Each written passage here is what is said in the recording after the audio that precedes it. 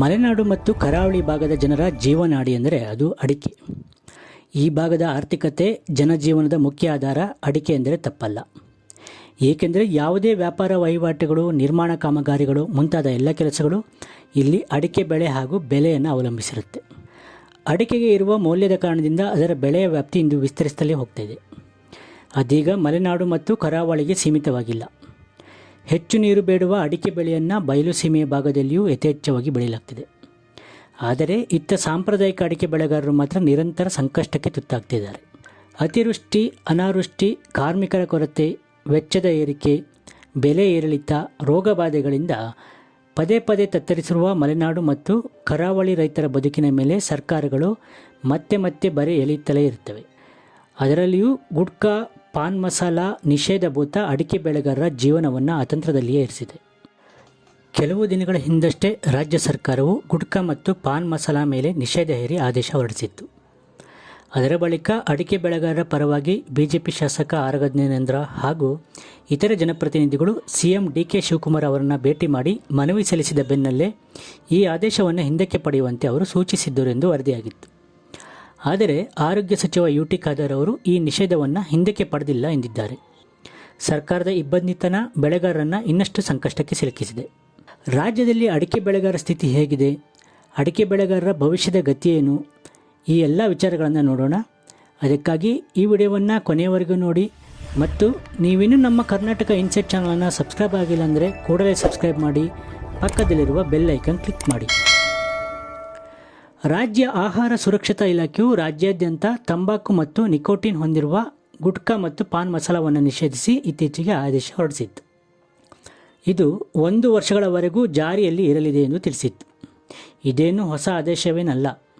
2013ರ ಮೇ 30ರಂದು ಕರ್ನಾಟಕದಲ್ಲಿ ಗುಟ್ಕಾ ಮತ್ತು ತಂಬಾಕು ಹಾಗೂ ನಿಕೋಟಿನ್ ಹೊಂದಿರುವ ಪಾನ್ ಮಸಾಲದ ಉತ್ಪಾದನೆ, ಸಂಗ್ರಹಣೆ, ವಿತರಣೆ ಮತ್ತು ಮಾರಾಟವನ್ನು ನಿಷೇಧಿಸಲಾಗಿತ್ತು. ಈ ಆದೇಶವನ್ನು ಪ್ರತಿ ವರ್ಷ ರಿನಿವಲ್ ಮಾಡಲಾಗ್ತಿದೆ. ಆದರೆ ಈ ಬಾರಿ ಅದನ್ನು ಕಟ್ಟುನಿಟ್ಟಾಗಿ ಜಾರಿಗೆ ತರಲು ಹೊರಟಿದ್ದೇ ವಿವಾದ ಮತ್ತು ಆಕ್ರೋಶಕ್ಕೆ ಕಾರಣ ಆಗಿತ್ತು. 1 ವರ್ಷದ ಬ್ಯಾನ್ ಮಾತ್ರ ಏಕೆ? ಈ ರೀತಿ ನಿಷೇಧವನ್ನು ಪ್ರತಿ ವರ್ಷ ನವೀಕರಿಸುವುದು ಏಕೆ ಎಂದು ನಿಮಗೆ ಅನಿಸ್ಬೋದು. ಇದಕ್ಕೆ ಕಾನೂನು ಮತ್ತು ಆಡಳಿತಾತ್ಮಕ ಕಾರಣವೂ ಇದೆ. ಕೇಂದ್ರ ಸರ್ಕಾರದ ಆಹಾರ ಭದ್ರತೆ ಮತ್ತು ಗುಣಮಟ್ಟ ಕಾಯ್ದೆ 2006ರ ಪ್ರಕಾರ ರಾಜ್ಯದ ಆಹಾರ ಸುರಕ್ಷತಾ ಆಯುಕ್ತರಿಗೆ ಅಂದರೆ ಫುಡ್ ಸೇಫ್ಟಿ ಕಮಿಷನರ್ ಅವರಿಗೆ ಯಾವುದೇ ಹಾನಿಕಾರಕ ವಸ್ತುವನ್ನು ಗರಿಷ್ಠ 1 ವರ್ಷದ ಅವಧಿಗೆ ಮಾತ್ರ ನಿಷೇಧಿಸುವ ಅಧಿಕಾರ ಇರುತ್ತೆ. ಅಲ್ಲದೆ ಒಮ್ಮೆಲೆ ಇವುಗಳ ಮೇಲೆ ಕಾಯಂ ನಿಷೇಧವನ್ನು ಹೇರಿದರೆ ಪ್ರಭಾವಿ ಗುಟ್ಕಾ ಕಂಪನಿಗಳು ಕೋರ್ಟ್ ಮೊರೆ ಹೋಗಬಹುದು. ಹಾಗೆ ಈ ಆದೇಶಕ್ಕೆ ಸ್ಟೇ ತರುವ ಸಾಧ್ಯತೆಯೂ ಇರುತ್ತೆ. ಇಂತಹ ಕಾನೂನುಬದ್ಧ ಸವಾಲುಗಳನ್ನು ಎದುರಿಸಿದ್ದಕ್ಕಾಗಿಯೇ ಪ್ರತಿ ವರ್ಷ ನಿಷೇಧವನ್ನು ರಿನಿವಲ್ ಮಾಡ್ತಾ ಬರ್ತಿದೆ.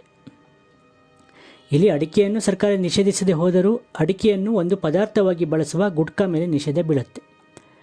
ಈ ರೀತಿಯ ನಿರ್ಧಾರವು ನೇರವಾಗಿಯೇ ಅಡಿಕೆ ದರದ ಮೇಲೆ ಪರಿಣಾಮ ಬೀರಲಿದೆ ಅನ್ನೋದು ಅಡಿಕೆ ಬೆಳೆಗಾರರ ಆತಂಕಕ್ಕೆ ಕಾರಣ. ಪಾನ್ ಮಸಾಲದಲ್ಲಿ ನಿಕೋಟಿನ್ ನಿಷೇಧದ ಆದೇಶದಿಂದ ಅಡಿಕೆ ಬೆಳೆಗಾರರಿಗೆ ಯಾವ ಸಮಸ್ಯೆಯೂ ಆಗೋದಿಲ್ಲ. ಗುಟ್ಕಾಕ್ಕೆ ಬಳಸ್ತಾ ಇರೋದು ನಮ್ಮ ದೇಶದ ಅಡಿಕೆಯನ್ನಲ್ಲ, ಅದು ನೇಪಾಳ ಅಥವಾ ಬಾಂಗ್ಲಾದೇಶದಿಂದ ಆಮದು ಮಾಡಿಕೊಂಡ ಅಡಿಕೆಯನ್ನು. ಹೀಗಾಗಿ ನಿಕೋಟಿನ್ ಹೊಂದಿರುವ ಗುಟ್ಕಾ ನಿಷೇಧದಿಂದ ನಮ್ಮ ಅಡಿಕೆಗೆ ಬೆಲೆ ಹೆಚ್ಚಾಗುತ್ತಿದೆ ವಿನಃ ಕಡಿಮೆ ಆಗೋದಿಲ್ಲ ಎಂದು ಸಚಿವ ಯು.ಟಿ. ಖಾದರ್ ಹೇಳಿದ್ದಾರೆ. ಹೆಚ್ಚುತ್ತಿದೆ ಬೆಳೆ ವಿಸ್ತೀರ್ಣ, ಕುಸಿಯುತ್ತಿದೆ ಇಳುವರಿ. ಶಿವಮೊಗ್ಗ, ಚಿಕ್ಕಮಗಳೂರು, ದಕ್ಷಿಣ ಕನ್ನಡ, ಉಡುಪಿ, ಉತ್ತರ ಕನ್ನಡ ಜಿಲ್ಲೆಗಳು ಸಾಂಪ್ರದಾಯಿಕ ಅಡಿಕೆ ಬೆಳೆಗಾರ ತವರು. ಈಗ ಅದು ದಾವಣಗೆರೆ, ಚಿತ್ರದುರ್ಗ ಸೇರಿದಂತೆ ಇತರೆ ಬಯಲುಸೀಮೆಯ ಜಿಲ್ಲೆಗಳಿಗೂ ವ್ಯಾಪಿಸಿದೆ. ರಾಜ್ಯದ ಸುಮಾರು 145 ತಾಲೂಕುಗಳಲ್ಲಿ ಅಡಿಕೆಯನ್ನು ಬೆಳೆಯಲಾಗ್ತಿದೆ. ಅತ್ತ ರಾಜ್ಯದ ಅಡಿಕೆ ಬೆಳೆಗಾರರಲ್ಲಿ ಈಗ ಹೊಸ ರೀತಿಯ ಆತಂಕ ಕಾಣಿಸ್ಕೊಂಡಿದೆ. ಅಡಿಕೆ ಬೆಳೆಯುವ ಪ್ರದೇಶ ವರ್ಷದಿಂದ ವರ್ಷಕ್ಕೆ ಹೆಚ್ಚಾಗ್ತಾ ಇದ್ದರೂ ಕೂಡ ತೋಟಗಳಿಂದ ಸಿಗುವ ಇಳುವರಿ ಮಾತ್ರ ವಿಪರೀತ ಕುಸಿತಾ ಇದೆ. ಕ್ವಿಂಟಾಲ್ ಗಟ್ಟಲೆ ಅಡಿಕೆ ನೀಡುತ್ತಿದ್ದ ತೋಟಗಳು ಈಗ ಕೆಜಿ ಲೆಕ್ಕಕ್ಕೆ ಇಳಿದಿವೆ. ಇದರ ಜೊತೆಗೆ ಮಾರುಕಟ್ಟೆ ಬೆಲೆಗಳ ಏರಿಳಿತ, ರಾಜ್ಯದ ಹೊರಗೆ ಅಡಿಕೆ ಸಾಗಾಟಕ್ಕೆ ಎದುರಾಗ್ತಿರುವ ಅಡೆತಡೆಗಳು, ರೋಗಬಾಧೆ ಮತ್ತು ಅಡಿಕೆಯ ಬಳಕೆಗೆ ಸಂಬಂಧಿಸಿದ ನಿಯಂತ್ರಣಗಳು ರೈತರ ಚಿಂತೆಯನ್ನು ಮತ್ತಷ್ಟು ಹೆಚ್ಚಿಸಿವೆ. ಇತ್ತೀಚೆಗೆ ಹೊರಬಂದಿರುವ ಕೇಂದ್ರ ಸರ್ಕಾರದ ಅಂಕಿಅಂಶಗಳು ಈ ಸಮಸ್ಯೆಯ ಗಂಭೀರತೆಯನ್ನು ತೋರಿಸುತ್ತೆ. ದೇಶದಲ್ಲಿ ಅತಿ ಹೆಚ್ಚು ಅಡಿಕೆ ಬೆಳೆಯುವ ರಾಜ್ಯ ಎಂದರೆ ಕರ್ನಾಟಕ. ಕಳೆದ 5 ವರ್ಷಗಳ ಅವಧಿಯಲ್ಲಿ ದೇಶದ ಒಟ್ಟು ಅಡಿಕೆ ಬೆಳೆ ವಿಸ್ತೀರ್ಣದ ಸುಮಾರು 71.56% ಮತ್ತು ಉತ್ಪಾದನೆಯ ಸುಮಾರು 75.47% ಪಾಲು ಕರ್ನಾಟಕದ್ದಾಗಿದೆ. ಅಂದರೆ ಈ ಕ್ಷೇತ್ರವು ರಾಜ್ಯದ ಗ್ರಾಮೀಣ ಆರ್ಥಿಕತೆಯಲ್ಲಿ ಎಷ್ಟು ದೊಡ್ಡ ಪಾತ್ರ ವಹಿಸುತ್ತಿದೆ ಎನ್ನುವುದು ಸ್ಪಷ್ಟ. 2021-22ರಲ್ಲಿ ಕರ್ನಾಟಕದ 6,03,121 ಹೆಕ್ಟೇರ್ ಪ್ರದೇಶದಲ್ಲಿ ಅಡಿಕೆಯನ್ನು ಬೆಳೆಯಲಾಗ್ತಿತ್ತು. ಅದೇ 2025-26ರ ವೇಳೆಗೆ ಈ ವಿಸ್ತೀರ್ಣ ಅಂದಾಜು 7,98,677 ಹೆಕ್ಟೇರ್ಗೆ ಏರಿದೆ. ಅಂದರೆ ಕಳೆದ 5 ವರ್ಷಗಳಲ್ಲಿ ಸುಮಾರು 1.95 ಲಕ್ಷ ಹೆಕ್ಟೇರ್ ಅಂದರೆ 32% ಅಡಿಕೆ ಬೆಳೆ ವಿಸ್ತೀರ್ಣ ಹೆಚ್ಚಳವಾಗಿದೆ. ಆದರೆ ಕಳವಳಕಾರಿ ಸಂಗತಿ ಎಂದರೆ ಬೆಳೆಯ ವಿಸ್ತೀರ್ಣ ಹೆಚ್ಚಿದ್ದರೂ ಒಟ್ಟಾರೆ ಇಳುವರಿ ಮಾತ್ರ ಭಾರಿ ಪ್ರಮಾಣದಲ್ಲಿ ಕುಸಿದಿದೆ. ಪ್ರತಿ ಹೆಕ್ಟೇರ್ ಸರಾಸರಿ ಉತ್ಪಾದಕತೆ 2.24 ಟನ್ನಿಂದ 1.42 ಟನ್ಗೆ ಇಳಿದಿದೆ. ಅಂದರೆ ಬರೋಬ್ಬರಿ 37% ಇಳಿಕೆಯಾಗಿದೆ. ಇದರ ಪರಿಣಾಮ ಒಟ್ಟು ಉತ್ಪಾದನೆಯಲ್ಲೂ ಕಾಣಿಸಿಕೊಂಡಿದೆ. 2021-22ರಲ್ಲಿ ಕರ್ನಾಟಕದಲ್ಲಿ ಸುಮಾರು 13.5 ಲಕ್ಷ ಟನ್ ಅಡಿಕೆ ಉತ್ಪಾದನೆಯಾಗಿತ್ತು. 2025-26ರಲ್ಲಿ ಈ ಉತ್ಪಾದನೆ ಸುಮಾರು 11 ಲಕ್ಷ ಟನ್ಗೆ ಕುಸಿದಿದೆ. 5 ವರ್ಷಗಳ ಹಿಂದಿನ ಮಟ್ಟಕ್ಕೆ ಹೋಲಿಸಿದರೆ ಉತ್ಪಾದನೆ ಸುಮಾರು 16% ಕಡಿಮೆಯಾಗಿದೆ. ಜಿಲ್ಲಾವಾರು ಅಂಕಿಅಂಶ ನೋಡಿದರೆ ಪರಿಸ್ಥಿತಿ ಇನ್ನಷ್ಟು ಗಂಭೀರವಾಗಿದೆ. ಅದರಲ್ಲಿಯೂ ಅತಿ ಹೆಚ್ಚು ಅಡಿಕೆ ಬೆಳೆಯುವ ಶಿವಮೊಗ್ಗ, ದಕ್ಷಿಣ ಕನ್ನಡ ಮತ್ತು ಉತ್ತರ ಕನ್ನಡ ಜಿಲ್ಲೆಗಳಲ್ಲಿ ಅಡಿಕೆ ಬೆಳೆಗಾರರ ಬದುಕು ಶೋಚನೀಯ ಆಗ್ತಾಯಿದೆ. ಶಿವಮೊಗ್ಗದಲ್ಲಿ ಬೆಳೆ ವಿಸ್ತೀರ್ಣ 1.11 ಲಕ್ಷ ಹೆಕ್ಟೇರ್ನಿಂದ 1.35 ಲಕ್ಷ ಹೆಕ್ಟೇರ್ಗೆ ಹೆಚ್ಚಾಗಿದೆ. ಆದರೆ ಪ್ರತಿ ಹೆಕ್ಟೇರ್ ಇಳುವರಿ 2.13 ಟನ್ನಿಂದ ಕೇವಲ 1.11 ಟನ್ಗೆ ಇಳಿದಿದೆ. ದಕ್ಷಿಣ ಕನ್ನಡದಲ್ಲಿ ಇಳುವರಿ 2.70 ಟನ್ನಿಂದ 1.31 ಟನ್ಗೆ, ಉಡುಪಿಯಲ್ಲಿ 3.12 ಟನ್ನಿಂದ 1.50 ಟನ್ಗೆ ಹಾಗೂ ಉತ್ತರ ಕನ್ನಡ ಜಿಲ್ಲೆಯಲ್ಲಿ 2.90 ಟನ್ನಿಂದ 1.50 ಟನ್ಗೆ ಕುಸಿದಿದೆ. ಅಡಿಕೆ ತೋಟಕ್ಕೆ ಹತ್ತಾರು ಆಪತ್ತು.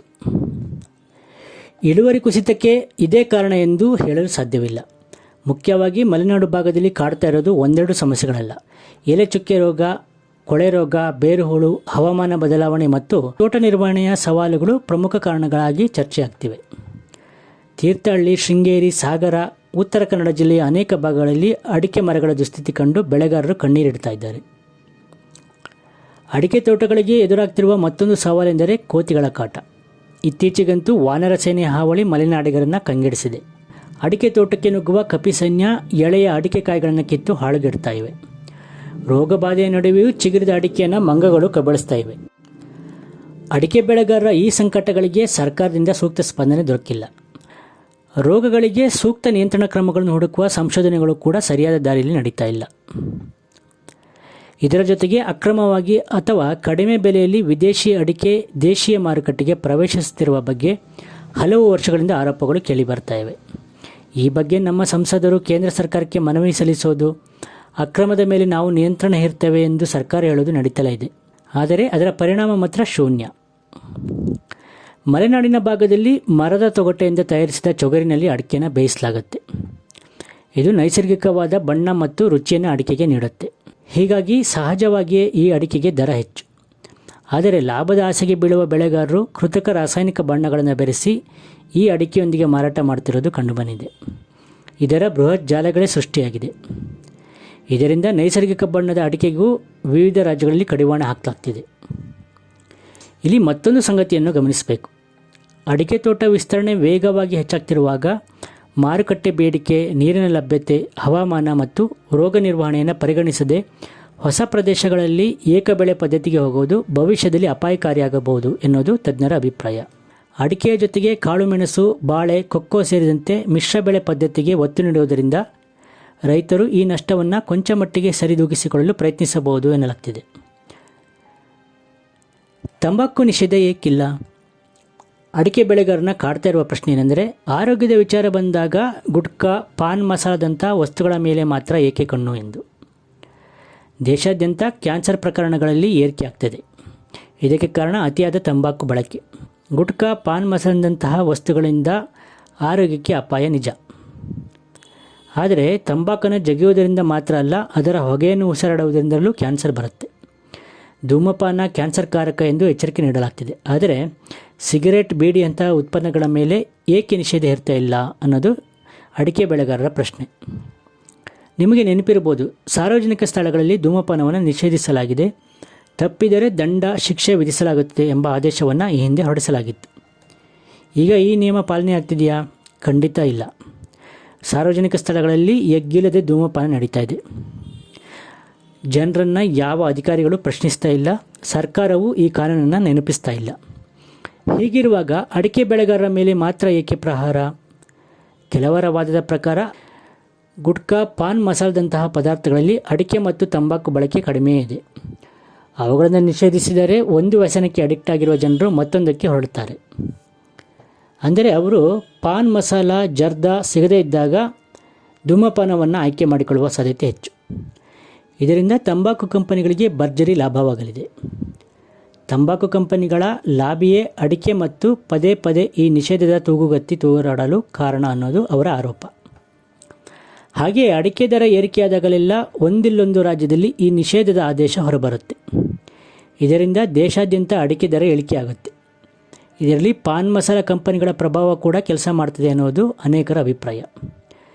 ಬಹುತೇಕ ಅಡಿಕೆ ಬೆಳೆಗಾರರು ಮಧ್ಯಮ ವರ್ಗದವರು. ಅವರು ಅಡಿಕೆ ಕೈಗೆ ಬರುತ್ತಿದ್ದಂತೆ ಮಾರುಕಟ್ಟೆಗೆ ಸಾಗಿಸ್ತಾರೆ. ಸಾಲದ ಶೂಲಕ್ಕೆ ಬೀಳದಂತೆ ತಮ್ಮನ್ನು ಕಾಪಾಡಿಕೊಳ್ಳಲು ಇದು ಅವರಿಗೆ ಅನಿವಾರ್ಯ. ಆದರೆ ಅಡಿಕೆ ಕೊಯ್ಲು ಸಂದರ್ಭದಲ್ಲಿ ದರ ತೀರಾ ಕಡಿಮೆ ಇರುತ್ತೆ. ಮಳೆಗಾಲದ ವೇಳೆಗೆ ಅಂದರೆ ಅಡಿಕೆ ಕೊಯ್ಲು ಅವಧಿ ಮುಗಿದು ಕೆಲವು ತಿಂಗಳು ಕಳೆದ ನಂತರ ಅಡಿಕೆ ಮಾರುಕಟ್ಟೆ ಮೌಲ್ಯ ಏಕಾಏಕಿ ಏರಿಕೆಯಾಗತೊಡಗುತ್ತೆ. ಇದರ ಲಾಭ ಸಿಗೋದು ಅಡಿಕೆಯನ್ನು ದಾಸ್ತಾನು ಇರಿಸಿಕೊಳ್ಳುವ ಸಾಮರ್ಥ್ಯವಿರುವ ಶ್ರೀಮಂತರಿಗೆ ಮಾತ್ರ. ಸ್ನೇಹಿತರೆ, ಇದರ ಬಗ್ಗೆ ನಿಮಗೆ ಏನನ್ನಿಸುತ್ತೆ? ಪಾನ್ ಮಸಾಲದಂತಹ ವಸ್ತುಗಳ ಮೇಲೆ ನಿಷೇಧವನ್ನು ಹೇರಬೇಕೆ? ಹಾಗೆಯೇ ಅಡಿಕೆ ಬೆಳೆಗಾರರ ಬದುಕಿಗೆ ಪರ್ಯಾಯ ಅವಕಾಶ ಇದೆಯೇ? ಇದೆಲ್ಲವೂ ತಂಬಾಕು ಕಂಪನಿಗಳ ಲಾಭಿಯ ಕುತಂತ್ರವೇ? ನಿಮ್ಮ ಅನಿಸಿಕೆಗಳನ್ನು ಹಂಚಿಕೊಳ್ಳಿ. ಈ ವಿಡಿಯೋ ನಿಮಗೆ ಇಷ್ಟವಾಯಿತು ಎಂದು ಭಾವಿಸ್ತೀವಿ. ಹಾಗಿದ್ದರೆ ಈ ವಿಡಿಯೋವನ್ನು ಅಡಿಕೆ ಬೆಳೆಗಾರರು ಮತ್ತು ಪಾನ್ ಪ್ರಿಯರೊಂದಿಗೆ ಶೇರ್ ಮಾಡಿ ಮತ್ತು ನಮ್ಮ ಕರ್ನಾಟಕ ಇನ್ಸೈಟ್ ಚಾನಲನ್ನು ಸಬ್ಸ್ಕ್ರೈಬ್ ಮಾಡಿ. ಹೊಸ ವಿಡಿಯೋದಲ್ಲಿ ಹೊಸ ವಿಷಯದೊಂದಿಗೆ ಮತ್ತೆ ಸಿಗೋಣ. ನಮಸ್ಕಾರ.